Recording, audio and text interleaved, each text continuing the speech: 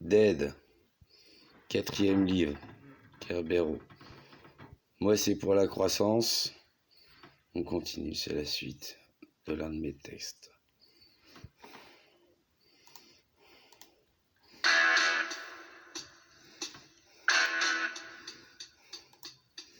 L'entraînement. Important, l'entraînement. Je fais des tirs en pleine nature, je vise des trucs. J'ai accès sur les grandes merdes maintenant, dans 3 départements. Et jusqu'ici, les affaires sont florissantes. Le modus operandi a changé, évidemment. Un petit vieux, on peut le braquer, cagouler, le menotter, l'amener en voiture à un distributeur et lui faire retirer tout son argent après l'avoir fait cracher le code.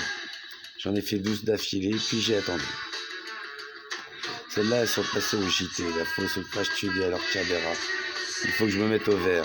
Je décide d'opter pour la capitale, histoire de claquer un peu le fric fait dernièrement. J'ai plus de 10 000 crédits sur moi. Je sniffe toujours à fond. La coke efface le goût du meurtre. Le goût du meurtre est le plus noir qui soit. Il n'en existe pas de plus terrible. La coke blanchit l'esprit et rend le corps puissant. Putain. J'ai trouvé une fille dans une agence de rencontre sur le net. Je vais la voir. Évidemment, j'y vais sans arme. Je ne peux pas prendre le risque de me faire détecter. Elle s'appelle Doris, elle est blonde et elle a 26 ans. Je la trouve pas mal. Tu fais quoi comme boulot? Elle me demande. Représentant, j'ai dit. Chez elle, c'est beau, c'est féminin, tout en violet. Elle me propose un verre, je le bois et à la moitié je l'embrasse. Elle se laisse faire. Elle a un corps magnifique. C'est peut-être de l'enthousiasme dû à mon manque de rapport sexuel, mais je la vois comme une sirène. Nous passons la nuit ensemble. Au matin, elle me dit que c'était cool, mais qu'elle ne restait pas à la capitale. Elle devait retourner en province et je l'ai vu partir comme ça. 3.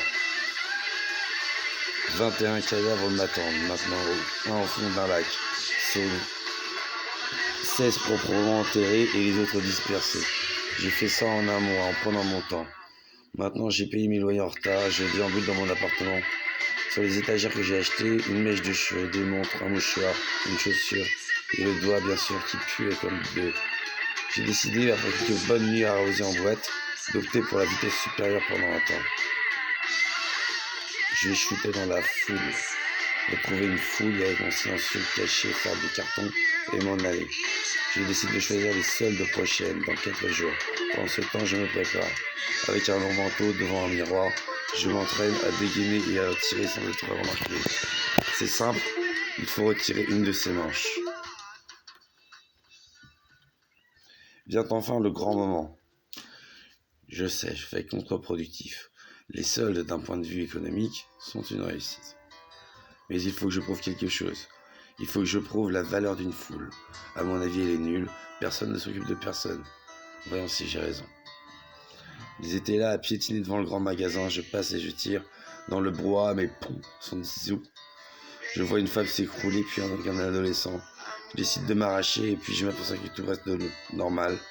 De loin, j'observe la foule lorsque le magasin ouvre. Des cris. Ah, je les enregistre sur mon portable. Ce sera mon trophée pour cela.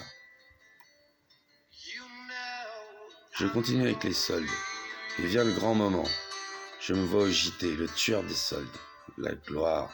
On me trouvera bientôt sur Wikipédia. J'apprends que j'ai fait 7 morts et un blessé. Putain, je tire de mieux en mieux. Et là, je doute. Dois-je rester dans le coin? Non, évidemment. Au cas où, sur des caméras de surveillance, ils n'ont moi de dos avec mon manteau et mon chapeau, mais pas de visage, disent-ils. Allez, allons dans un autre pays. Je défais l'une des cartes que j'ai achetées. Je la déplie et la colle avec de la pâte à fixe. Puis je tire une fléchette au hasard et je tombe sur la mer. L'île se trouvait à côté, je me tiens à ma résolution. Avec le numéro 1, ne pas se faire prendre. Je fais donc mes valises. Je vomis. Le visage de la femme des soldes. La première, de profil, une balle, putain, rien qu'une balle, dans sa nuque, et il est resté debout comme dans la vitre du magasin. L'adolescent, 2 balles dans le ventre, le bruit de la foule grouillante, puis peu à peu s'aiguisant vers la panique.